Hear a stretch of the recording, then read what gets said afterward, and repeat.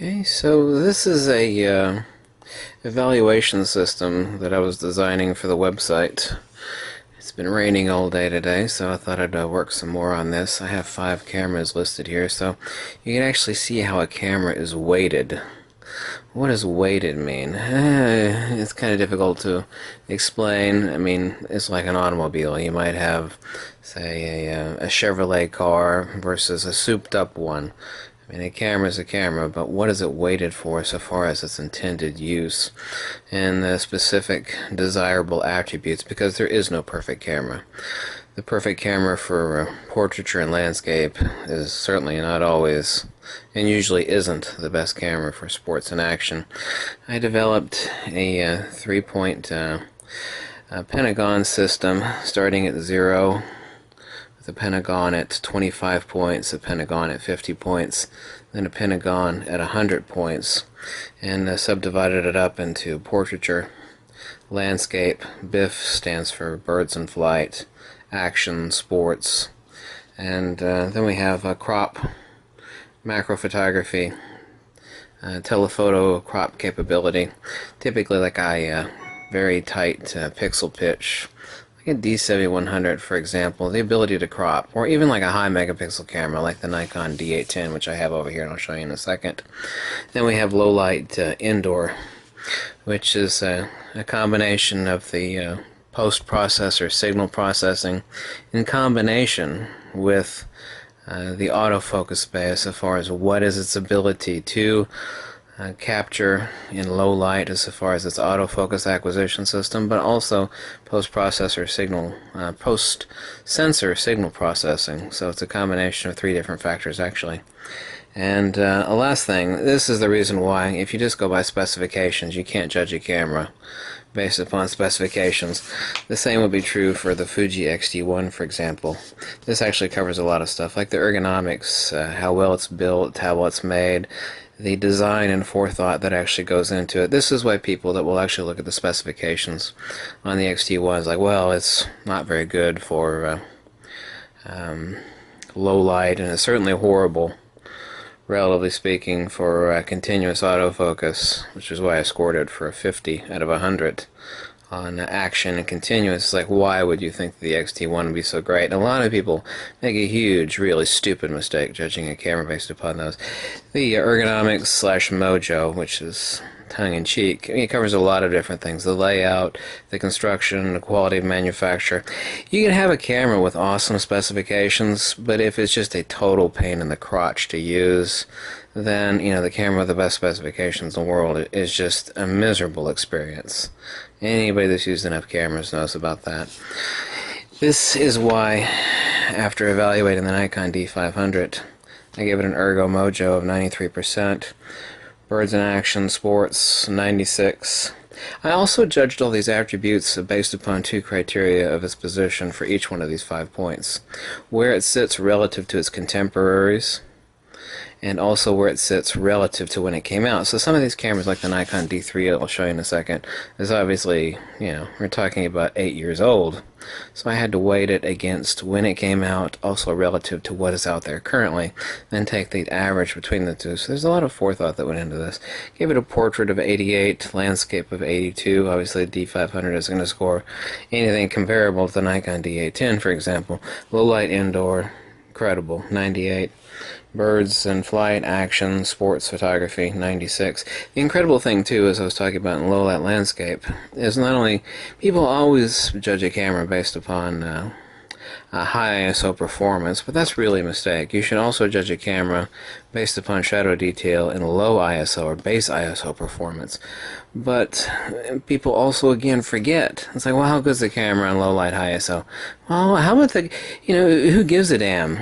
You know, that's important, but who gives a damn? Here's the important thing. Can it actually autofocus on the damn stuff in low light? You know, it could be great in high ISO low light, but if it can't autofocus worth a damn, then that's a serious issue, and nobody asks those. Some of the most important questions are some of the ones that people are ignorantly not asking. It's like, well, that's great. It performs great, not this camera, but any camera performs excellently in low light, high ISO. Yeah, but what about its autofocusing capability in low light ISO? And its crop macro scores of 80. But if you actually look at this and connect all the dots of where it actually sits, you can actually see the orange line of its performance of this camera.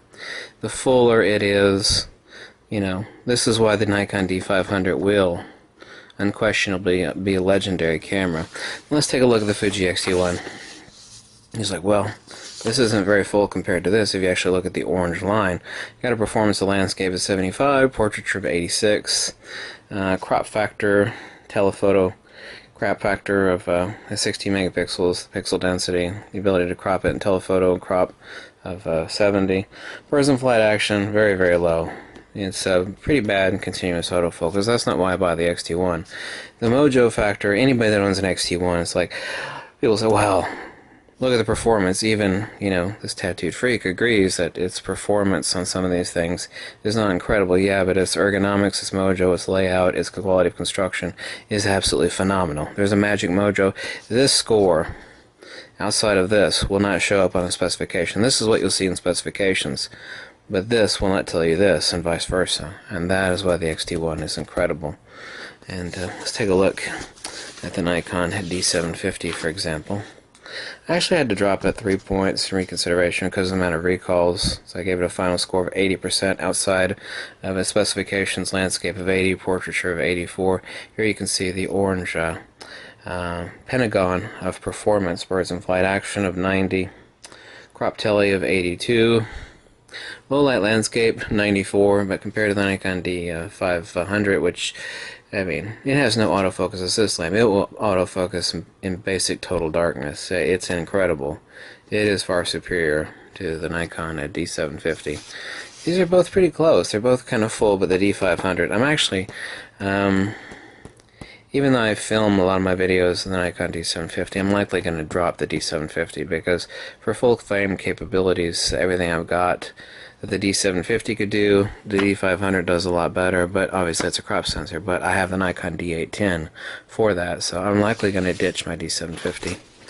Let's take a look at the Nikon D3 here. Like I said, you know, it's an 8-year-old camera, but I had to weight it against its performance relative to when it came out, and also again relative to its contemporaries that currently exist. Obviously for crop tele at 12 megapixels, it only scores a 50. So obviously at 12 megapixels you're not going to be cropping the pictures a lot. Low light indoor performance, it is incredible. It's still an 85. It's still way the hell up there even so it's an 8-year-old camera. Portraiture, the output too. One of the important things that make the D500 so incredibly high at 88 is the rendition. Obviously you can tweak any of this stuff into post in Lightroom or Photoshop, but the actual out of camera images from the D500, the color saturation, the rendition is incredible. It's very reminiscent to the Nikon D700 and the Nikon D3. So portraiture 95 still in the old Nikon D3. Landscape 70. Not so great for that. Birds in flight action sports still way up there at 93. The Ergo Mojo, however, is incredible. The quality, I mean, the thing is a tank. It's the most indestructible DSLR ever made. Period. Flat out. Balls out. Period. 95. So here you can see the orange triangle of specification performance along the 5 points of consideration. Nikon D810. The Nikon D810 is absolute king in landscape and portraiture. That's where you can see this performs at 96 and 96 as I rated it for landscape and portraiture. Indoor low light, realistically, upon reconsideration, I had to give it a 70. Crop telephoto macro, it's way the hell up there. I mean, it's 36 megapixel. I've got 2 of these Nikon D810s. It scores a 90. So for landscape portraiture and crop telephoto macro, incredible. Birds in flight sports action, not so hot. It's not. I mean, you know, it's a perfect wedding camera, to be sure, which is why it's perfect for landscape and portraiture and cropping. So only a 72 for action sports. The Mojo and the Ergos and the quality construction and whatnot, it really only scores an 82. So you can actually judge a camera simply by looking at the orange lines which define the characteristics of the performance of the camera, which I was going to put on the website, and I'll have to perfect this a little further, but this is basically 95% what it's going to be. So this is the profile of the D500 as defined by the orange pentagon, and the same orange pentagon that defines the D810, the same one that defines the Nikon D3, the same one that defines the Nikon D750. And the same one, like I said, if you're just simply to go off the specifications, which is basically what we have here, it's like, well, the Fuji XT1 doesn't look so great. I mean, look at this, D500, Fuji XT1, but no.